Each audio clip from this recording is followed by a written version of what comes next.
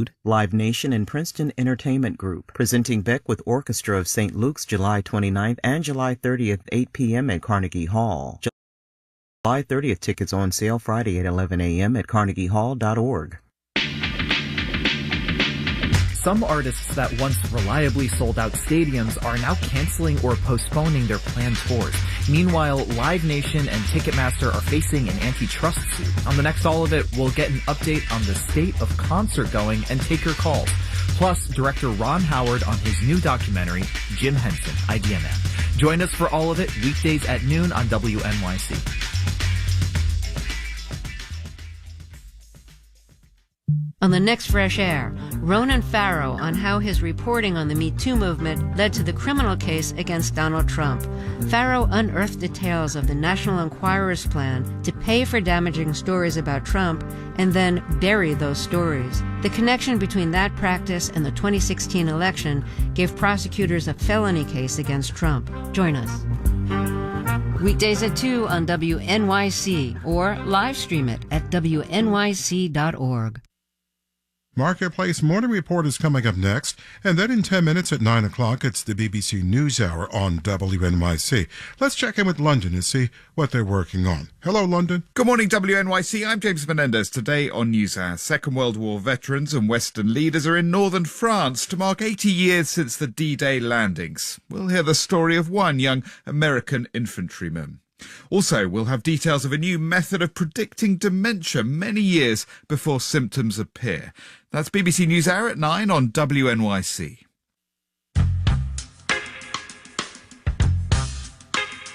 Low 70s with some clouds out there now with a chance of some severe weather today.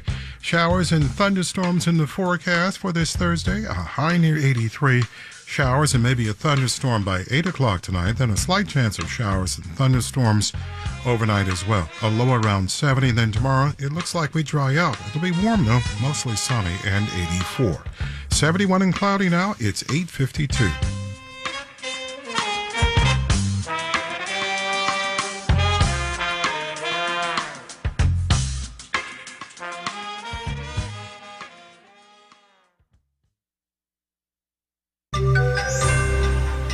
AI fever pushes Apple out of number 2. Marketplace Morning Report is supported by Progressive Insurance, helping protect small businesses with a variety of coverages like general liability, workers' compensation, and commercial auto. More at progressivecommercial.com. And by The Economist, devoted to providing independent journalism that makes sense of the news shaping the world. More at economist.com or with The Economist app, newsletters, and podcasts. I'm David Brancaccio. NVIDIA stock went up 5% yesterday and is up again in pre-market trading now, and it just surpassed Apple as the world's second most valuable company. It's hot on the heels of Microsoft. NVIDIA's stock has been climbing along with hopes for an artificial intelligence-led tech boom. The company has 80% share of the market for the powerful semiconductors needed to develop and run AI. NVIDIA can't make those chips fast enough. It reported a 7-fold increase in profit in the last quarter. Over the weekend, it unveiled its next-generation AI chip. And yesterday, its market capitalization breached the $3 trillion mark, just edging past Apple, seen by many investors as a laggard in AI. Next week, Apple will hold its annual developers conference when it typically unveils new software capabilities. I'm Nova Safa for Marketplace. NVIDIA is also splitting each stock tomorrow into 10 smaller ones, which can lift its price. Markets, Dow, S&P, and NASDAQ futures are all down 0.1% or less. The European Central Bank this morning did what the Federal Reserve here has not been able to do, lowered interest rates over there.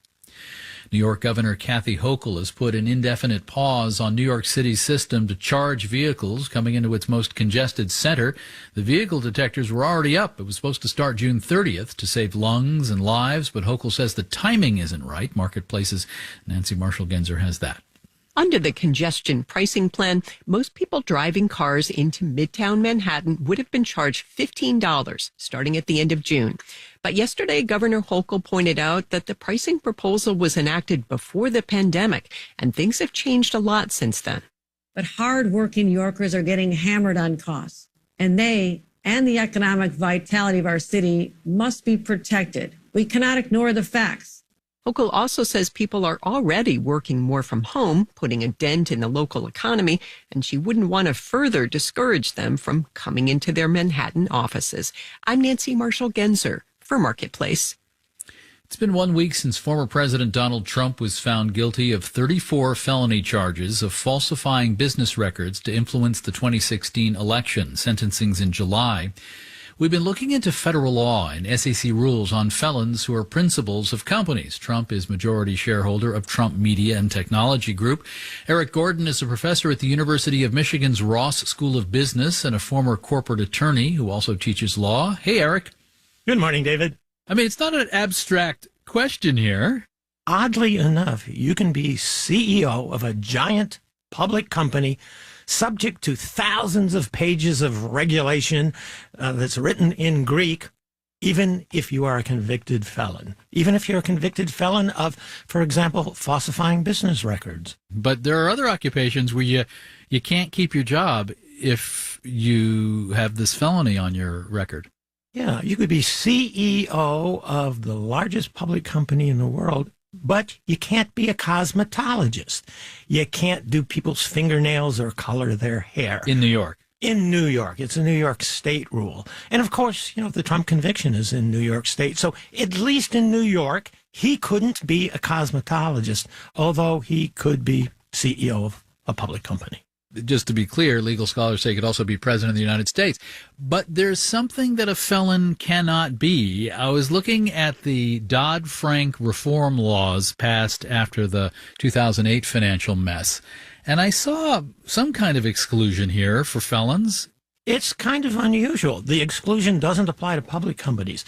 But if you're raising money as a private company, you haven't had your IPO, you're not listed on a stock exchange, you're raising money privately, which a lot of companies are doing now. I mean, they raise billions of dollars privately. You can't take advantage of the SEC regulation that most people use to make that possible if you are a felon or other bad actor. That might have affected former President Trump back when Trump Media and Technology was privately held. But the whole point is, fairly recently, it became a public company. So this doesn't apply. I suppose maybe in the future, if Donald Trump were interested in getting involved with a privately held company, this could be an impediment. If he doesn't win the appeal, he's not going to be an officer of a privately held company because it will be so difficult for that company to raise money under the federal security laws, under the Dodd-Frank thing that you mentioned. Eric Gordon, a professor at the University of Michigan's Ross School of Business. Thank you so much. My pleasure, David. When style maven and media personality Martha Stewart was convicted of felony insider trading, she resigned as CEO and chair of her media company, but she didn't have to by law because it was a public company. The Trump Organization is privately owned, although Trump Media, as we say, is public. Marketplace Morning Report is supported by Bitwarden Password Manager for Business, designed for those who work at home and those who work at work. Learn more at bitwarden.com/business. And by Amazon Business, helping provide a smarter, easier way to get the supplies businesses need to thrive. Amazon Business, your partner for smart business buying. Tomorrow's the big payroll report for May. It will include how much we are paid, up 4% in the year through April. That was pay rising faster than inflation, but not as quickly as before. Marketplace's Mitchell Hartman has that. Economists expect continued moderation in wages as the Fed's high interest rates crimp economic growth and labor demand weakens. The trend's most evident among small businesses. Frank Fiorelli tracks this at payroll processor Paychex. We continue to see wage growth slow down, and we saw it again this month pretty dramatically. Fiorelli says at companies with fewer than 50 employees, wages grew by just 2.1% on an annualized basis in May, the slowest pace since November 2020. One bright spot for workers, even as wage growth slows, price inflation is slowing more. We're kind of clawing back some of what was lost. Skanda Amarnath is an economist at policy research group Employ America. After we went through a series of cost of living shocks, real wages are improving. In April, wages outpaced prices by about 0.5% year over year. I'm Mitchell Hartman for Marketplace.